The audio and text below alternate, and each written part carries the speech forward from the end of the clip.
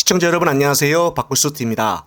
민주당 이재명 대표가 11일 최근 원내 지도부에게 공정채용법과 공공기관 민영화 방지법의 처리를 주문했다고 알려졌습니다. 원내 핵심 관계자는 6월 임시국회의 본격 개막을 앞두고 이재명 대표의 주문에 따라 해당 법안들의 처리 상황을 점검하고 있다고 말했습니다.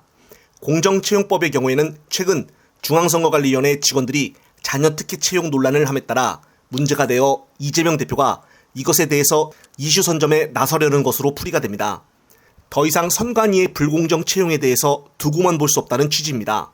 민주당 측은 대정부 질문에서 감사원이 내년 총선을 앞두고 여권의 선관위 장악 시나리오에 따라 움직이는 건 아닌지 따져 묻는 것과는 별개로 공정채용법을 강력하게 추진할 것이라고 주장을 했습니다.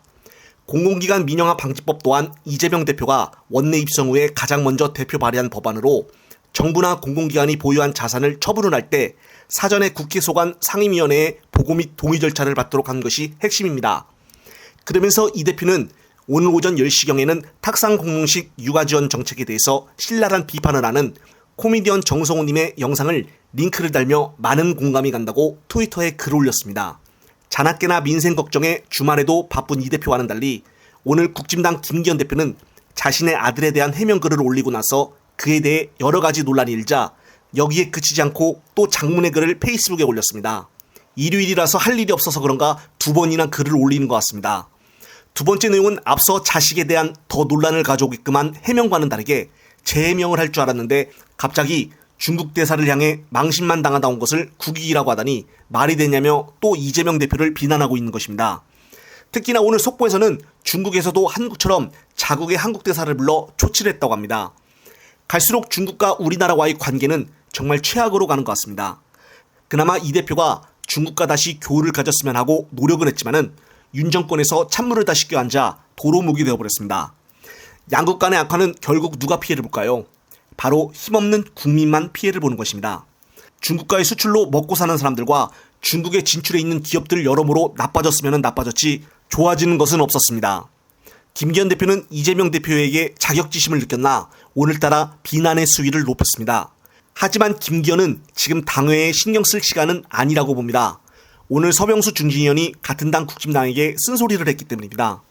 서병수는 요즘 더는 지켜만 보고 있지는 않겠다는 말을 부쩍 많이 듣는다며 대한민국에서 가장 무력한 집단도 국민의힘이고 대한민국에서 가장 한가한 집단도 국민의힘이라고 말했습니다. 결국 당 지도부에게도 간접적으로 욕을 한 것인데요. 당대표의 리더십에 지금 반기를 드는 의원이 근래에 처음 생겼습니다. 이뿐만이 아닙니다. 갑자기 홍준표 대구시장이 후쿠시마 오염수 해양 방류에 반대 입장을 자신의 SNS에 내놔서 또한 국힘당과 정부에 어느 정도 논란을 줄 것으로 예상이 됩니다.